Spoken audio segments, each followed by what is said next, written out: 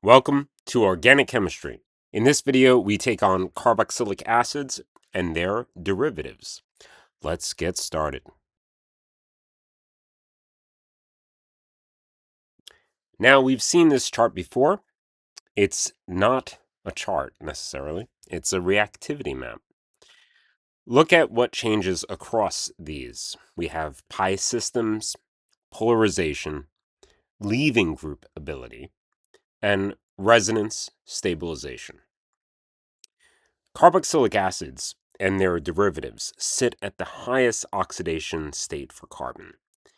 This means that they don't want to be oxidized further. They want to undergo substitution, not addition. From here on out, we are in the world of nucleophilic acyl substitution. Everything you see later will just be a variation of that.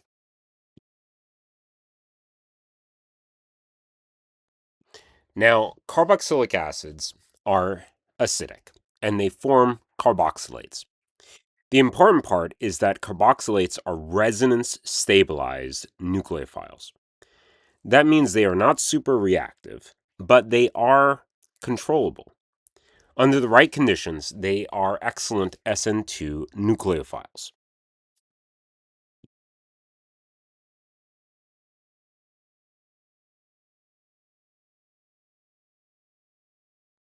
Now, everything on this slide fits into one of two categories.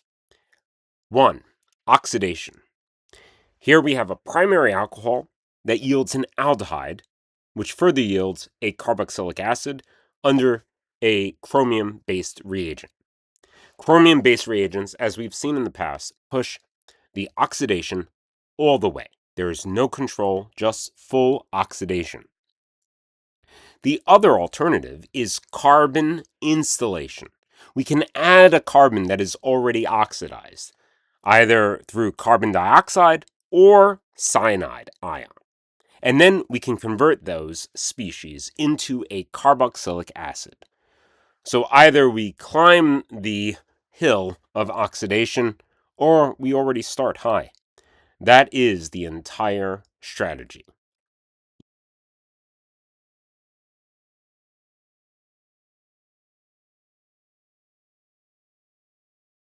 It is important to digest the reactivity order of these carboxylic acid derivatives. Acid chlorides are uniquely the most reactive, then anhydrides, then esters, which are approximately similar to carboxylic acids, and then finally amides. This is entirely determined by the leaving group ability. Chloride is most definitely excellent. Carboxylate is good. A alkoxide, okay, and an amine is terrible. So better leaving group ability means it will be a more reactive derivative. And everything that follows depends upon this.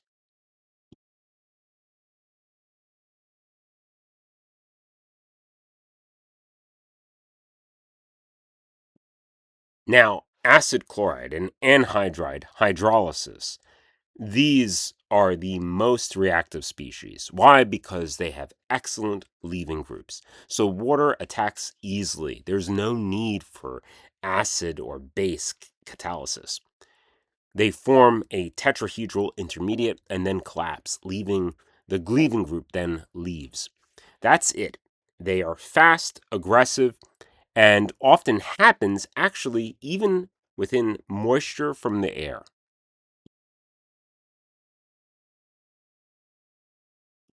With acid or base catalyzed ester hydrolysis, things slow down. Esters are much less reactive and conditions matter. For acid hydrolysis, it is reversible, equilibrium controlled, and if we pushed it in the reverse direction, we would get Fischer esterification. For base hydrolysis, it is irreversible by forming a carboxylate, and this pulls the reaction forward. This is our first major reaction pattern, where the acidic conditions are reversible, but basic conditions are irreversible due to that carboxylate lock at the end.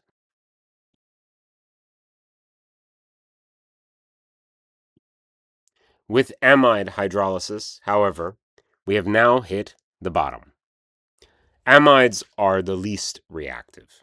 This is because nitrogen donates electron density into that conjugated system, and there is strong resonance stabilization. So acids are, under acidic conditions, are slow and require heat. Under basic conditions, they are still slow, but irreversible once we get there. And this is why peptide bonds are incredibly stable, which we see all over the place in protein structure from biochemistry.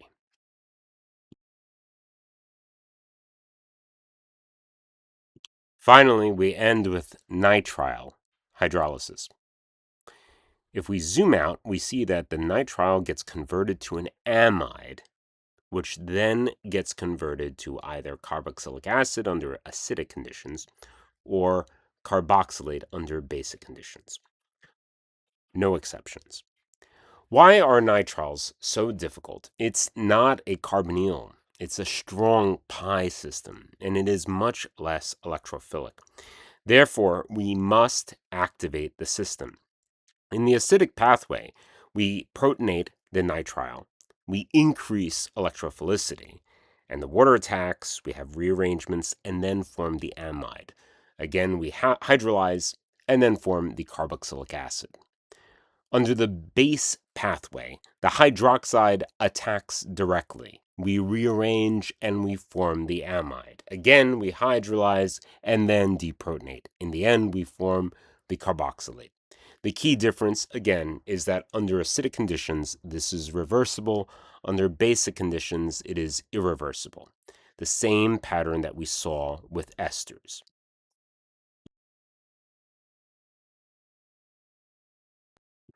At this point, every reaction in this unit should pretty much look very similar to you. The nucleophile attacks the carbonyl. The tetrahedral intermediate forms, and we have a collapse, and the leaving group leaves. The only thing that changes is really how good the leaving group is. And if you digest that, you have the entire unit. Till next time, Crip.